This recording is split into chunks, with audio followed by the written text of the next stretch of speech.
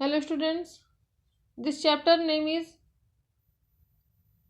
The Foundation of the Mughal Empire।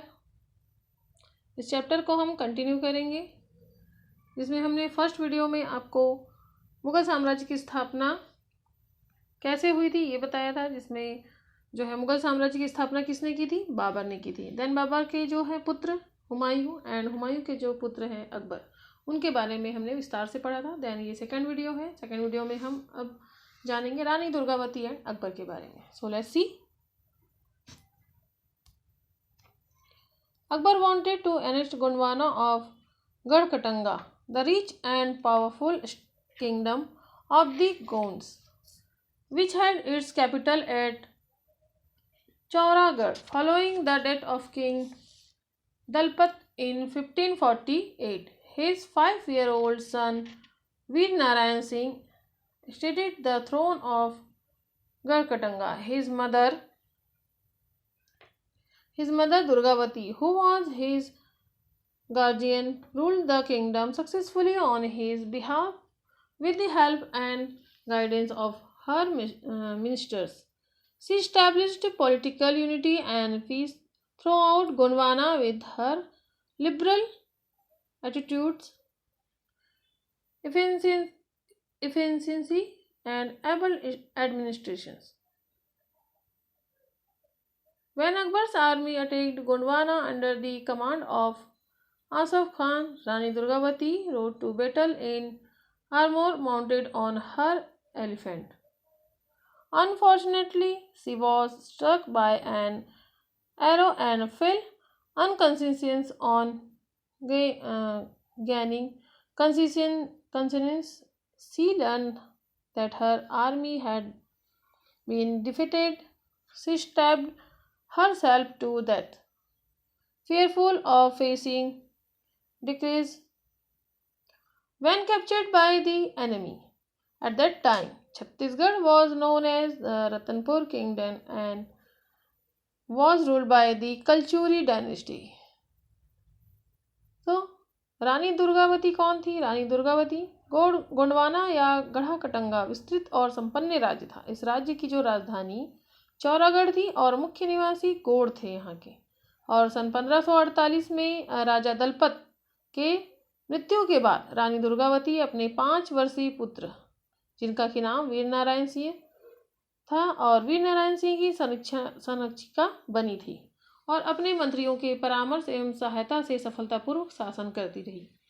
अपनी उदारता और दक्षता एवं सुयोग्य प्रशासन से गोंडवाना में उसने राजनीतिक एकता स्थापित कर ली थी और गोंडवाना की समृद्धि एवं धन संपदा को देखकर जो है साम्राज्य विस्तार की भावना से अकबर आक्रमण करना चाहते थे। इसलिए आसफ खां के नेतृत्व में गोंडवाना पर आक्रमण भी किया। रानी ने कवच और शिरस्त्राण धारण कर हाथी पर सवार होकर मुगल सेना पर आक्रमण किया। और इस बीच क्या हुआ? दुर्भाग्य से उसे एक तीर लग गया, जिससे वह बेहोश हो गई और होश में आने पर उसे अपनी पराजय का पता चला। शत्रु द्वारा पकड़े जाने और अपमानित होने की आशंका से छाती में कटार भोग कर शहीद हो गई। और छत्तीसगढ़ उस समय रतनपुर राज्य कहलाता था। यहाँ पर कलचुरी राजवंश का प्रशासन प्रभावशाली था। So students, in this way, due to this policies of Akbar among its officers varies beside Iranis and Turks। इस तरह अकबर की जो है इन नीतियों के कारण उसके पदाधिकारियों में ईरानी व तुरानियों के अलावा अफगान और भारतीय मुसलमान राजपूत राजा आदि भी शामिल हो गए थे। सो स्टूडेंट्स, इज दिस क्लियर कि रानी दुर्गावती कौन थी और उन्होंने अपना शासन कैसे संभाला था? देन अब हम देखते हैं एडमिनिस्ट्रेशंस। अकबर के जो राज्य विस्तार, उनकी शासन व्यवस्था कैसी थी? Let's see, how did Akbar manage to administrate such as huge empire. Akbar ने अपने विशाल साम्राज्य की स्थापना जो है व्यवस्था किस प्रकार की होगी? He did so by introduced many administrative reforms. उसने अपने विशाल साम्राज्य को 15 सूबों में बांटा था। He divided his vast territories into 15 subas or provinces, Each Suba was subdivided into a number of sarkars or districts, and each sarkar was further subdivided into number of parganas. A parganas comprised a group of village. Akbar appointed loyal officer at all levels, from the pargana rights up to the royal court. These officers of the Mughal government were known as mansabdar. बच्चों, आपको पता है अकबर ने इतने विशाल साम्राज्य की व्यवस्था किस प्रकार की थी? आप तो जानना ही चाहेंगे। ये मनसबदार कौन थे और उनका क्या काम था? उन्होंने अपने विशाल साम्राज्य को 15 सूबों में बांटा था और सूबे का जो क्षेत्र लगभग आज के प्रदेश जैसा ही था, और प्रत्येक सूबा जिसे प्रांत कहा जाता है ना, प्रांत सरकारों में बटा हुआ था। सरकारों में जिलों में, और प्रत्येक सरकार बहुत से परगनों मीन्स तहसीलों में विभाजित था। कई गांवों के समूह में एक परगना बनता था। अकबर ने केंद्र से लेकर परगना तक जिम्मेदारी अधिकारियों को नियुक्त किया था, और मुगल शासन के अधिकारियों को मनसबदार कहा जाता था। सूबा मीन्स क्या होता है? प्रांत, एंड सरकार मीन्स जिला, और परगना मीन्स क्या होता है? तहसील। इज दिस क्लियर कि उन्होंने अपना राज्य विस्तार और शासन व्यवस्था कैसे किया था, और मनसबदारी कौन होते थे? अब देखते हैं हम मनसबदारी व्यवस्था क्या होती थी। मनसबदारी systems. All the mansabdar were appointed personally by the empire, and he had direct control over them, posting them in different parts of his empire. The mansabdar's rank depended on the number of cavalry and infantry he maintained. They had to ride with their army to the aid of the emperor whenever required. In return, the mansabdars, especially the senior ones, were given very high salaries. They lived in great luxury. जो मनसबदारी व्यवस्था थी वो कैसा system था? मुगल साम्राज्य में काम करने वाले अधिकारियों व सेनापतियों को मनसबदार कहा जाता है, और प्रत्येक जो मनसबदार को उसकी सेना के अनुसार एक दर्जा दिया जाता था, जिसे मनसब कहते थे। सभी मनसबदारों को बादशाह खुद नियुक्त करता था। मीन्स जो है अकबर उन्हें खुद पोस्ट करते थे, और उन पर बादशाह का सीधा नियंत्रण मीन्स कंट्रोल होता था। और ये सभी जो मनसबदारों को घुड़सवारों की एक फौज तैयार रखनी पड़ती थी, और जब भी बादशाह को ज़रूरत होती थी उन्हें अपनी फौज के साथ जाना पड़ता था। बादशाह उन्हें अपनी ज़रूरत के अनुसार कहीं भी पोस्टिंग कर सकते थे। इसके बदले मनसबदारों को, विशेषकर बड़े जो मनसबदार हैं, उनको क्या करते थे? बहुत ऊंचे वेतन दिए जाते थे। मीन्स काफ़ी हाई सैलरी दी जाती थी। वे काफ़ी शान शौकत का जीवन बिताते थे। सो students, is this clear? मनसबदारी system क्या होता है?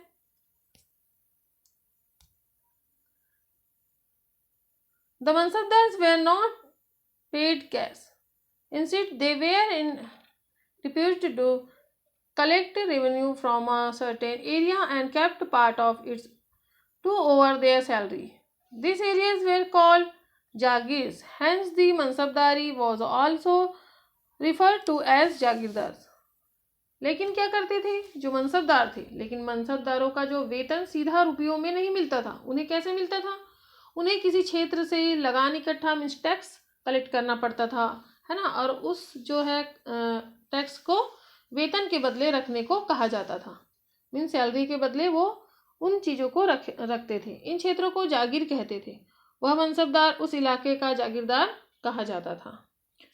Mansabdar was transferred every 3-4 years। वो जो मनसबदार होते थे उनका जो समय समय पर क्या होता था? पोस्टिंग मीन्स ट्रांसफ़र होता रहता था। वो एक जगह नहीं रहते थे। So that they could not get to close to the people and revolt against the empire. Akbar organized the administrations in such a way that every officer had to obey his orders and could not do as he wished. और क्या करते थे? जो स्थानीय लोगों से मिलकर बादशाह के विरुद्ध विद्रोह न करे, है ना। जो मनसबदार थे वो एक जगह इकट्ठा होकर या एक ही जगह रहकर किसी के साथ मिलकर वो क्या है जो है षड्यंत्र ना करे। इसलिए अकबर क्या करते थे? ऐसी व्यवस्था बनाई थी अकबर जी ने कि अधिकारियों की क्या करते थे, वो पोस्टिंग करते रहते थे, मीन्स ट्रांसफर करते रहते थे, और जो है अधिकारी मनमानी ना कर सके और सभी लोग बादशाह की आज्ञा का पालन कर सके। देन अब देखते हैं रेवेन्यू सिस्टम क्या होता है। लेट्स सी, मीन्स टैक्स कैसे वसूल किया जाता था। When Akbar became emperor the system of collecting tax for farmers was weak and not well organised. Zamindars and minor officers exploit the farmers, collecting all king to tax from them.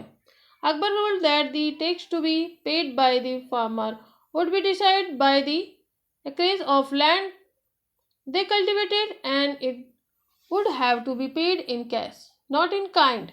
The normal rates were a third of one the value of the crop. The local jamidars had to help the officers in tax collection, and this revenue was used for the administrative expenses of the Mughal Empire. बच्चों, उन दिनों जो है लगान व्यवस्था कैसी थी? जैसे आज हम टैक्स भरते हैं, तो उन दिनों भी टैक्स का चलन था। अकबर ने क्या किया था?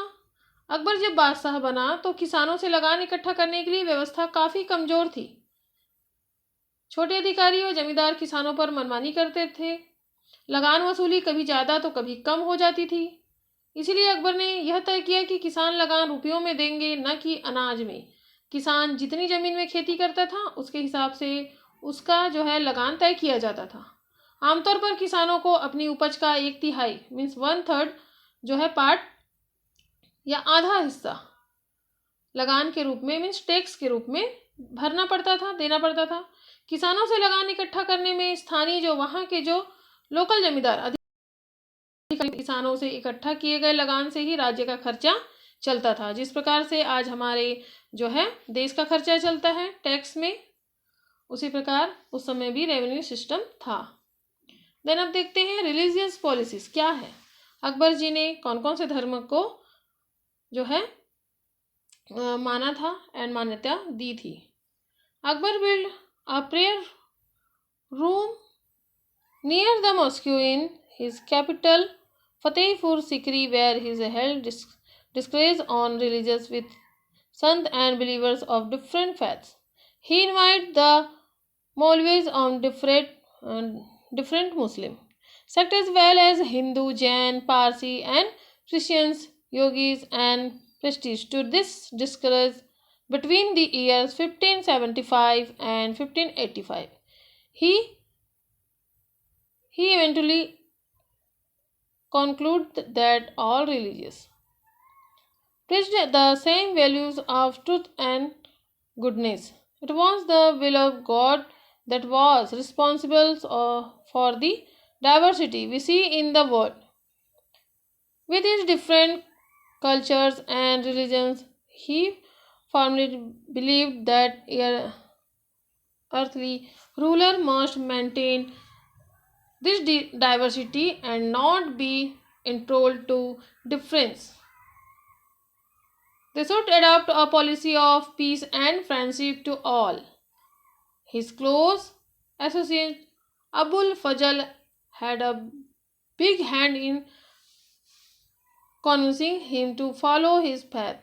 Abul Fazl was the one who wrote a detailed history of Akbar rule in the book title Akbarnama. बच्चों, उन दिनों जो है धार्मिक नीति कैसी थी अकबर के समय में? सन 1575 से 1585 के बीच अकबर ने कई धर्मों गुरुओं से उनके अपने धर्म के बारे में डिस्कस किया था। उसने अपनी राजधानी फतेहपुर सीकरी में मस्जिद के पास एक इबादत खाना मीन्स प्रार्थना गृह बनवाया था। इसमें उसने इस्लाम के विभिन्न संप्रदायों के जो है धर्म गुरुओं के अलावा योगियों, हिंदू, जैन, पारसी व ईसाई धर्म गुरुओं को भी चर्चा के लिए इनवाइट किया था। इन चर्चाओं के फलस्वरूप उसके मन में यह धारणा बनी कि सभी धर्मों में सच्चाई व अच्छाई होती है। दुनिया में विविधता, अलग अलग संस्कृति व धर्म ईश्वर की इच्छा से बने हैं, अतः शासकों को भी इस विविधता को बनाए रखना चाहिए और असहिष्णुता से बचना चाहिए। उन्हें सबके प्रति शांति में सुलह कुल की नीति अपनानी चाहिए। इस नीति को बनाने में अकबर के सहयोगी अबुल फजल का महत्वपूर्ण योगदान था। उसी ने अकबर के राज्यकाल का विस्तार पूर्वक इतिहास अकबरनामा लिखा था। मीन्स अकबरनामा किसने लिखा था? अबुल फजल ने। So students, is this clear? Mughal empire and Mughal जो है मुगल काल की जो शासन व्यवस्था वो कैसी थी, एंड धार्मिक नीति अकबर की कैसी थी? It was under this policy of religious tolerance that Akbar decided to do away with the Jaija tax and the pilgrims tax levied on Hindus. He gave permission to build temples and made donation to Hindu and Jain temples and mosques. He had epics like the Ramayana, Mahabharata, and Upanishad translated into Persian. He also adopted many values and practiced from various religions in his personal life. He worshipped the sun daily, reduced his consumption of meat and liquor, and celebrated festivals like Diwali and Navroz. His policies won him the support and loyalty of his people. Akbar ruled for around 50 years. His son Jahangir ascended the throne on his death. सो बच्चों, आपको जो है अकबर, मुगल साम्राज्य में जो है अकबर ऐसे शासक थे जिन्होंने सभी धर्मों को मान्यता दी। और जैसे उन्होंने क्या किया था, इस नीति के जो अनुकूल अकबर ने हिंदुओं पर लागू जजिया, जो मीन्स टैक्स कर होता है, तीर्थ यात्रा कर, उन दिनों क्या होता था, तीर्थ पर भी टैक्स लगाया जाता था। और तो उन्हें क्या कर दिया, उन्होंने हटा दिया। मंदिर बनाने की अनुमति भी दे दी, है ना, मंदिर भी बनवाए कई सारे। और हिंदू जैन मंदिरों व मठों को उन्होंने डोनेट भी किया, दान दिया। उसने रामायण और उपनिषद, महाभारत जैसे आदि ग्रंथों का फारसी में अनुवाद करवाया था। अकबर ने अपने निजी जीवन में भी कई धर्मों की बातों का समावेश किया था। वह रोज सूरज की पूजा करता था, जैसे हिंदू धर्म में किए जाते थे, और मांस, मदिरा आदि का उपयोग कम करने लगे थे, और दिवाली, नवरोज जैसे त्योहारों को मनाते थे। इसकी इस नीति से ही मुगल साम्राज्य को सभी लोगों का समर्थन मिला। सो स्टूडेंट्स, इस तरह से अकबर ने 50 वर्षों तक राज किया। उसके बाद उसका जो पुत्र है जहांगीर बादशाह बना। सो students, is this clear? This chapter is a very important, क्योंकि ये जो है मुगल साम्राज्य का जो स्थापना कैसे हुई थी इसके बारे में इसमें डिस्कस किया गया है। कि सबसे पहले बाबर के बाद में हुमायूं, एंड देन हुमायूं के बाद में अकबर, जो जिन्होंने मुगल साम्राज्य को बहुत अधिक ही क्या किया था, इतना मजबूत बनाया था सभी धर्मों को लेकर, ताकि जो है सारे लोग क्या है, मिलजुल कर रह सके। और फिर इस तरह से जो है मुगल साम्राज्य में बाबर, हुमायूं, देन अकबर जी ऐसे थे जिन्होंने सारी जो है नीति, जो हिंदू, मुस्लिम और फिर आदि धर्मों को एक करके क्या किया था, उसे इतना सुदृढ़ बनाया था कि उन्होंने 50 वर्षों तक ऐसे ही अपनी नीति के कारण राज्य किया था। सो स्टूडेंट, अब हम नेक्स्ट जो है चैप्टर में जानेंगे जहांगीर के बारे में। Okay, take care.